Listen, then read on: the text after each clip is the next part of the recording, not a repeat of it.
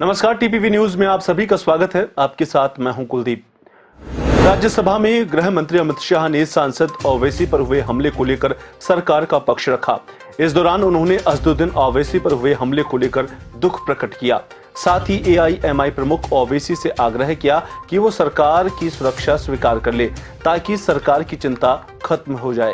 वहीं गृह मंत्री अमित शाह ने क्या कुछ और कहा, जानते हैं विस्तार से।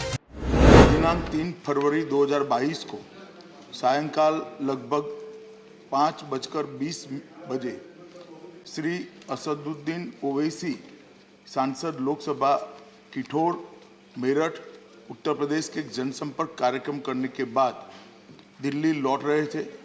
जब उनका काफिला Chhijarsi toll plaza national highway 9 थाना पिलखुवा जनपद हापुड़ उत्तर प्रदेश से गुजर रहा था, दो अज्ञात व्यक्तियों द्वारा उनके काफिले पर गोलियां चलाई गई। इस घटना में श्री ओवैसी सुरक्षित बच गए, लेकिन उनके वाहन के निचले हिस्से में 3 गोलियों के निशान दिखाई दे। उक्त घटना को 3 गवाहों द्वारा देखा भी गया। इस संदर्भ में एक प्रथम सूचना रिपोर्ट अपराध संख्या 45/22 अंतर्गत धारा 307 भारतीय दंड संहिता और धारा 7 आपराधिक कानून संशोधन अधिनियम 1932 थाना पिलखुआ जनपद हापुड़ में पंजीकृत किया गया और इसकी विवेचना की जा रही है। श्री ओवैसी का जनपद हापुड़ में पूर्व से कोई कार्यक्रम नियत नहीं था और न ही आवागमन के बारे में कोई पूर्व सूचना जिला नियंत्रण कक्ष को भेजी गई। श्री ओवैसी घटना के पश्चात सुरक्षित दिल्ली वापस पहुंच गए। जनपद के वरिष्ठ अधिकारियों द्वारा घटनास्थल का निरीक्षण किया गया। विवेचना के क्रम में स्थानीय पुलिस ने त्वरित कार्यवाही करते हुए 2 अभियुक्तों को गिरफ्तार किया और उनसे 2 अनधिकृत पिस्तौल प्रत्येक से एक और एक ऑल्टो कार की बरामद की गई है।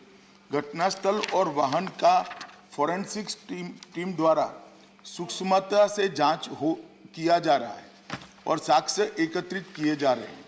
दोनों अभियुक्तों से उत्तर प्रदेश पुलिस द्वारा पूछताछ की जा रही है। जनपद में कानून और व्यवस्था की स्थिति नियंत्रण में और सामान्य है। कड़ी सतर्कता भी बरती जा रही है। केंद्रीय गृह मंत्रालय द्वारा तुरंत ही राज्य सरकार से रिपोर्ट प्राप्त की गई है। पहले भी कई मौकों पर केंद्रीय सुरक्षा एजेंसियों के खतरे के आकलन के आधार पर श्री ओवैसी को सुरक्षा प्रदान करने के लिए केंद्र सरकार ने निर्देश जारी किए हैं, लेकिन श्री ओवैसी द्वारा सुरक्षा लेने के लिए अनिच्छा के कारण दिल्ली पुलिस और तेलंगाना पुलिस उन्हें सुरक्षा देने का प्रयास सफल नहीं हो पाया। श्री ओवैसी के खतरे का पुनः मूल्यांकन कराया गया है और खतरे के आकलन के आधार पर उनका दिल्ली में बुलेट प्रूफ कार के साथ अखिल भारतीय स्तर पर केंद्रीय रिजर्व पुलिस बल की जेड श्रेणी की सुरक्षा प्रदान की गई है। मेरा वक्तव्य समाप्त हुआ, मगर हमारे पास जो मौखिक सूचनाएं श्री ओवैसी के द्वारा भेजी गई, उन्होंने अभी भी सुरक्षा लेने से इनकार किया है।